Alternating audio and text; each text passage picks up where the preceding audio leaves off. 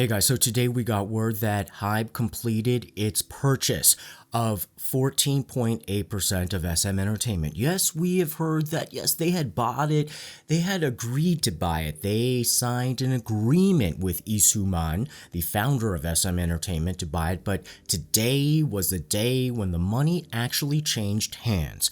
And that leaves Lee Soo-man with about 3.5% of the company. And some of you have been wondering, why 14.8%? Why not the whole 18%? And why haven't they started building their position earlier to get to the 40%? There was a very big strategic reason for that, and it involves the FTC. So we're going to get into all of that. But the great thing about the way that this whole saga has really shaped up to be is that it's been almost now a competition of getting your side out there, which means that there has been a lot more information given to the public so that we can understand a little bit more of what's going on. But moreover, what is that red line? Because I know there's been a lot of people on Hybe's side, SM side, Lee Soo-man's side, and today I wanted to go over this case from the viewpoint that everybody is actually acting in a way that makes sense from their point of view. And now it's becoming clearer what is driving them and what I like to call their central driving force, whether it's said or not said. But because there's been so much pressure to say what is really driving your decision, it's becoming clearer what is really at stake for each company. So all that coming up, stay tuned.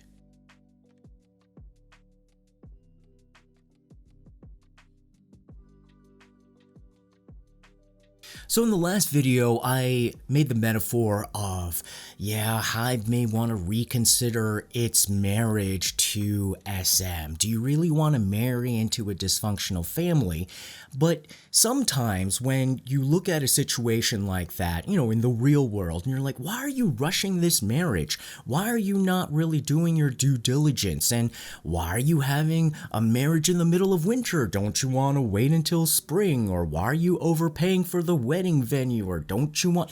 And perhaps there is a real big driving force at the bottom of all of the facts that they're not telling you. Like, for example, what if the bride is pregnant and they need to get married right away? So no matter what you say about, oh, wouldn't you like a destination wedding in the summer? Why don't you wait?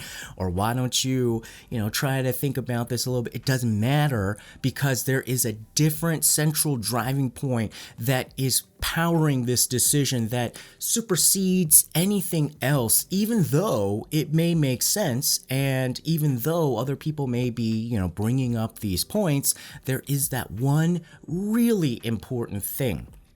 Now, this is where I think that the driving force comes to play. For Hybe, it now becomes very clear because their CEO from America announced and made a statement to the public, and it seems very clear, piecing together other statements, that their real central driving force is being able to survive and to also amass enough power to be able to play on a global stage to compete with other big global music conglomerates.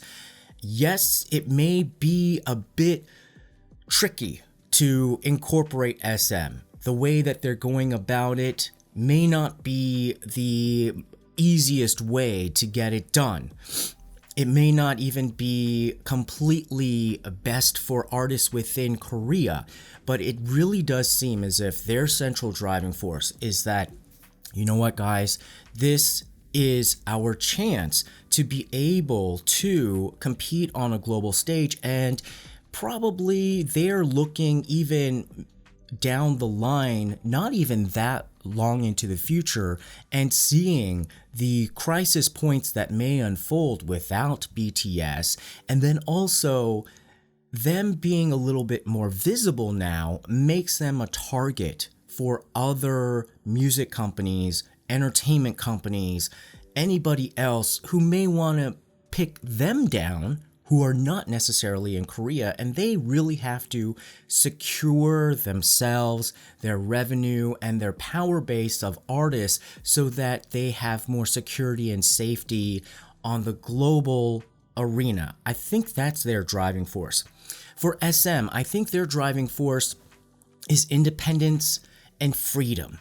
They finally feel like they were able to essentially get out of slavery under an emperor of Lee Soo-man, and suddenly they had this taste of freedom with SM 3.0. They made the announcement, and then like a week or two later, they hear that Hybe is coming in with a hostile takeover, and when they pieced together what the proposal was, even under the independent multi-label system, they're thinking like, well, we're just gonna be like sharecroppers. Yeah, you're gonna let us run our own thing, maybe at best, but we're gonna be sharecroppers. I mean, we may not be slaves anymore, but we're just gonna be sharecropping, and still we'll be under Hybe, and we're building value not for SM. We're going to be building value for Hybe. We'll go into details of why it looks like from SM's CFO's position that they make a very strong case from the numbers on that. For Lee Soo-man, it seems like his central driving force, yes, is pride, and to be able to exit, well, at a very high price, and then also to exit with his head intact, pride intact, and his head held up high, because it's a very odd thing when you really do think about it in this kind of Korean, even non-Korean system, to go to your competitor and not keep it in the family. And especially, the unspoken thing here so far has been, like, what about his own kids? Usually you transfer this type of, especially if you've been running it like an emperor, you transfer it to your own kids. The kids have been quietly not talked about in this situation. And even if it's not, he didn't want to, do a family situation, there is a family of SM producers, artists, everybody there. Not keeping it in the family, that is a big thing, and I think for him to turn his back on that is a huge thing, where his central driving force is basically, his pride. My central driving force from observing this has been, I really root for and kind of side with people who speak up. Speak up and try to change the game board from a system that looks like if you keep going in the same manner, it's going to lead to a decline. And by being brave and shaking things up and having a plan to grow in a new direction, you ensure the survival of whatever industry or organization or group. And that's why I really do, in some ways, even though some of you guys call them, like the co-CEOs, and like, yeah, they're acting a little bit childish, but when a lot of these old timers now in Korea, when they were young, you should have seen all the hootenannies they were getting into. So I think it's neither here or there. It's just a tumultuous situation. But overall, I think this is going to be very good for the K-pop industry wherever it goes, because for each side, it has really honed what is most important to them and what their goals are. And each side seems to have very logical goals to accomplish through their actions. And each side, if they are successful, I think will do something that is productive and growth oriented for the K-pop industry and the artists over the long term, because it seems as if both of SM side and Hybe side, they're really looking to be able to survive in the next era of the entertainment business. So whichever way this pans out, I think this experience, even though it's so tumultuous and it's a little messy right now, at least I feel like they are formidable foes, worthy foes. This is a worthy battle This is if it's like a sports game, these are worthy opponents, in a game where they are matched pretty well, and they will both come out stronger after this as players, whether they're organizations. I mean, that's hard to predict. So after the nephew-in-law got a lot of flack for releasing all the tea on his YouTube videos, he took a step back. They brought out the gray-haired CFO to talk some numbers, to kind of give like that, establishment sense of why they opposed this hostile takeover. Let's take a moment and look at it from their perspective.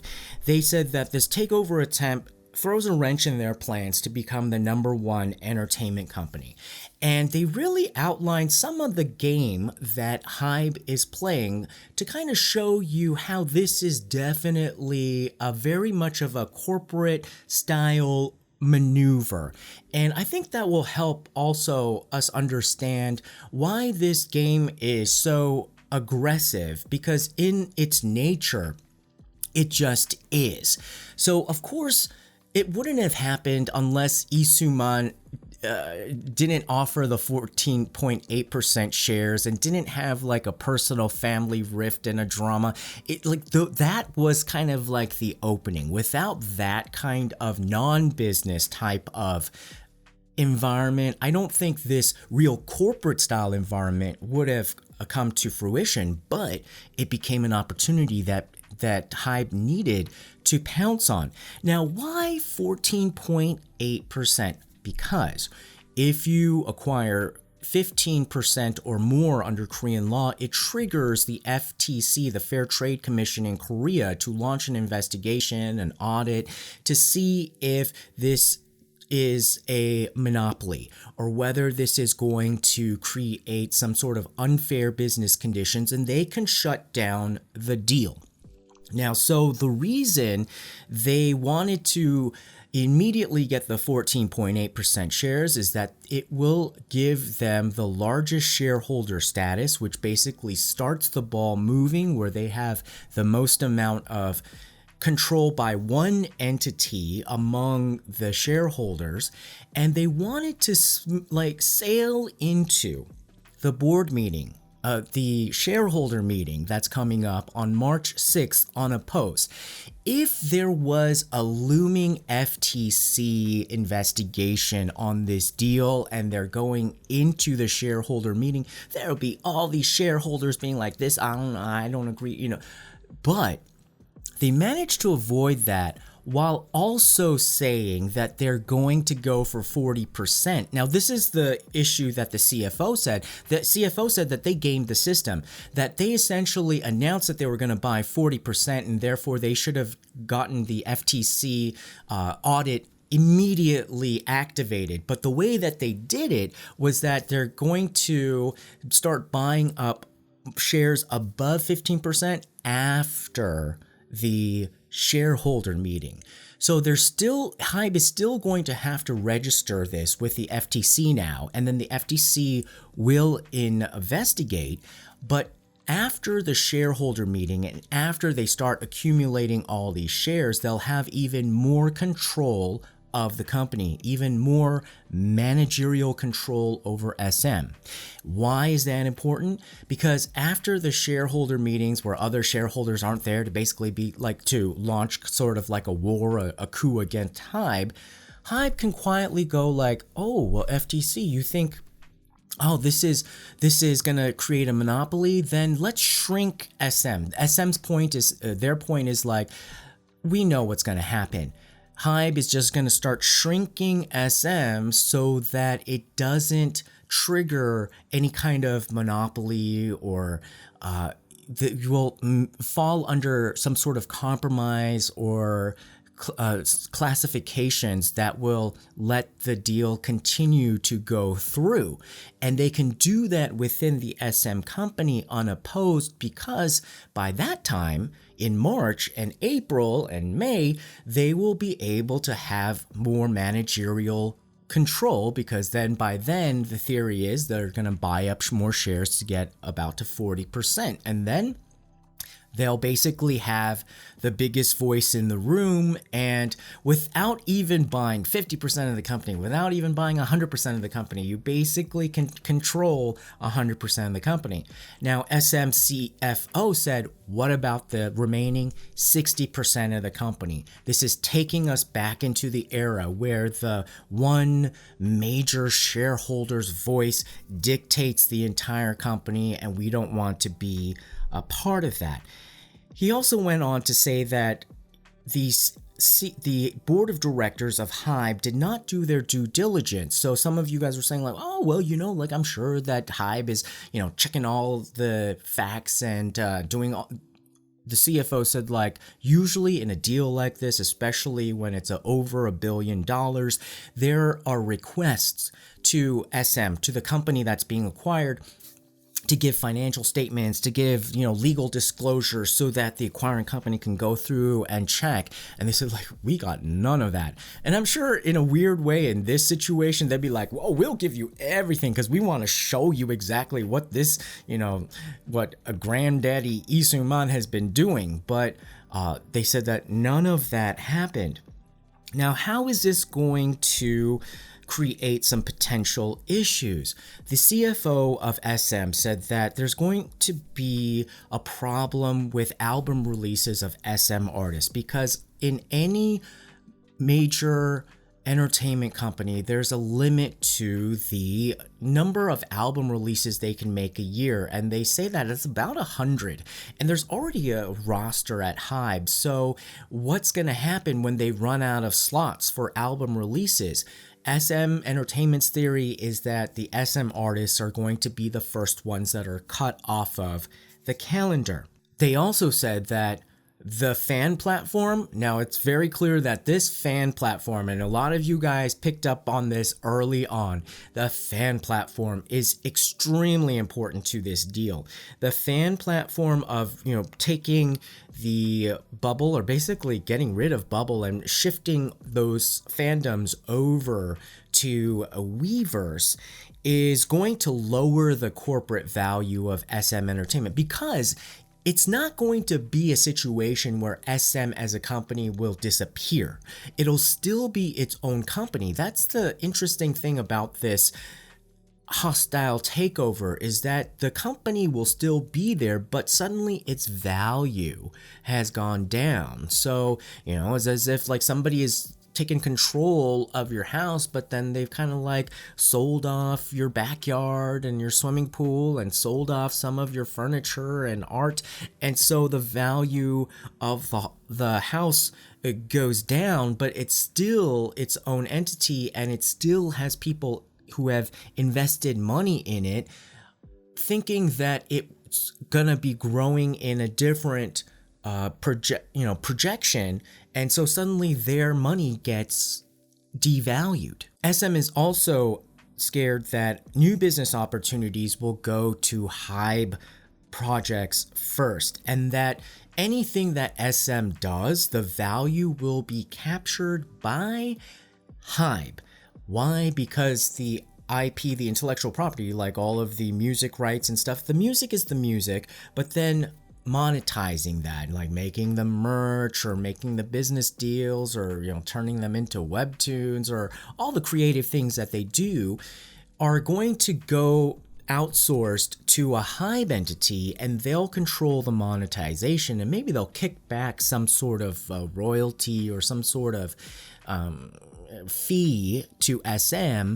But if SM handles it in their own house, they will be able to capture more of the value themselves. And so they're saying like, look, it's going to be like a sharecropping situation. Specifically, it's Lee Soo-man's brand marketing and Dreammaker. Those entities from SM as well are going to be shifted over to Hybe. So SM is saying, where are these synergies that Hybe has been talking about? Because the way that it looks like, the synergy is just going to be sucked up by Hybe, and it's going to be sort of like we're a colony kind of an effect, and they're going to be like the colonizer.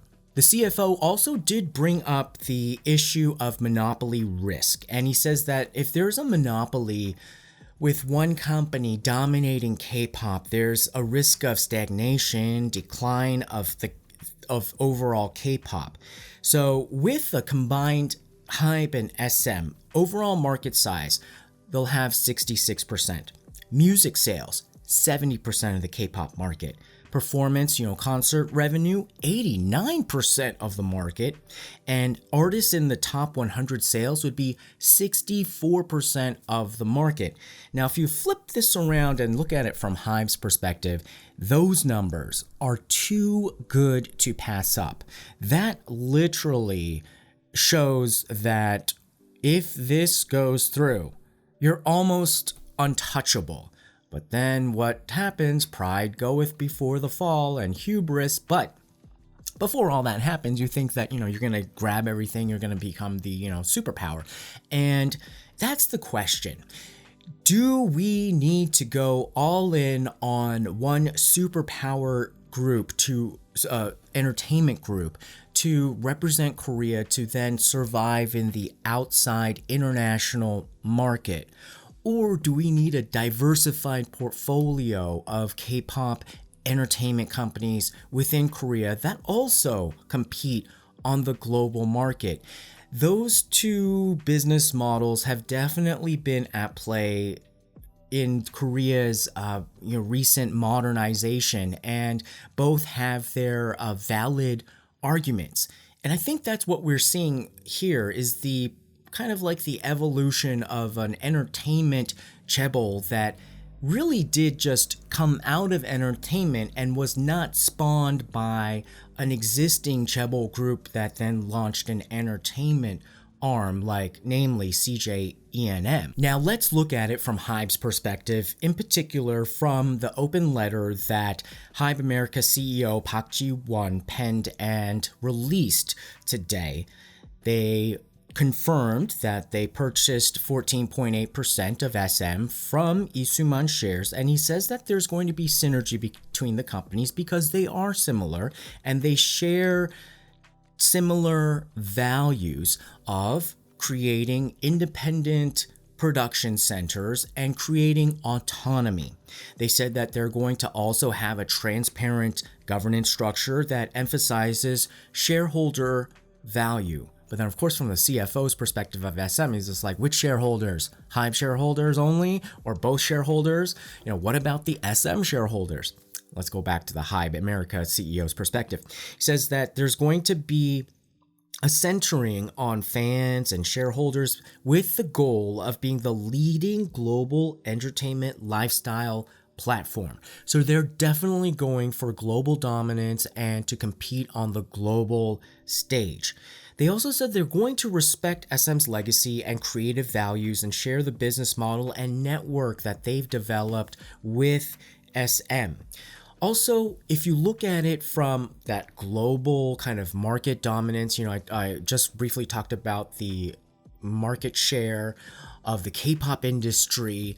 Now look at it from the market share of geography, because Hybe really is strong apparently in the United States, South America, and India. SM is really strong in China, Japan, and Southeast Asia. You combine the two, suddenly, though, that is a very, very broad global coverage. Also, again, combining the Weverse bubble platform and combining those fandoms and creating one big entity where essentially the music company controls the platform that creates the immediate connection with the fans and is able to also create monetization methods. That is also extremely powerful. Hybe America's CEO said that he respects the 3.0 growth and vision strategy of SM. He expresses regret to the SM artists who feel upset because, recently last week at an award show, they usually, all the SM artists who win, they almost always praise the emperor. They always say thank you to Lee Soo-man. None of them meant NCT and also aespa. They did not mention Lee Soo-man's name. And that might not be a big deal for other people around the world, but here in Korea, there was a lot of chatter among the Korean fans and then also the Korean media, because Korean culture, that shows a big signal.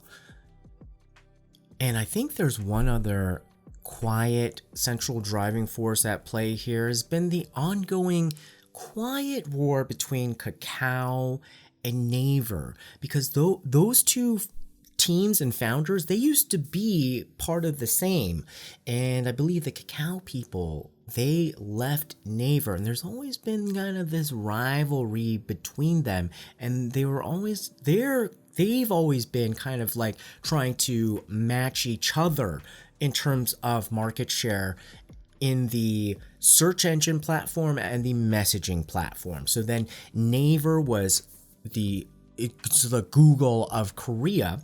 And then we had the defectors, and they started Korea's #1 messaging platform.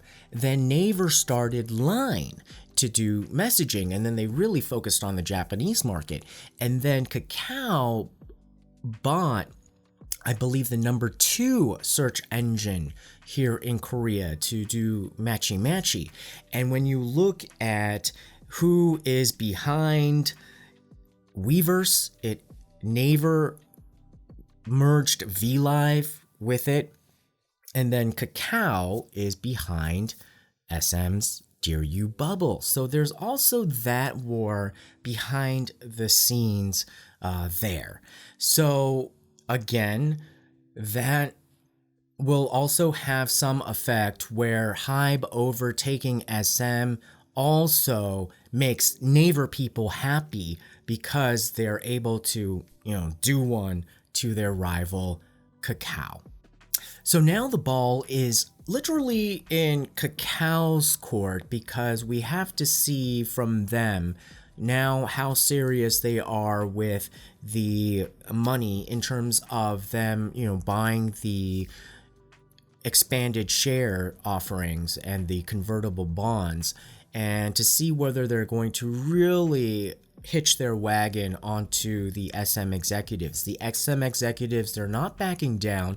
They said that they're going to continuously release more of their SM 3.0 plans ahead of the shareholder meeting, and trust that shareholder meeting is going to be them giving their best dog and pony show to convince everybody that they should remain independent and free. And then we're going to see some drama with Hybe, I wonder how they're going to, whether they're going to come in with a forceful hand, whether they're going to come in with a velvet glove, whether they're going to just come in all nice. I don't know whether they're going to be some of the stars from each side coming in. I think that shareholder meeting is going to be a show in itself. All right, guys. Well, what do you think? Put your comments below. Don't forget to like, share, and subscribe, and we'll see you again next time. Bye-bye.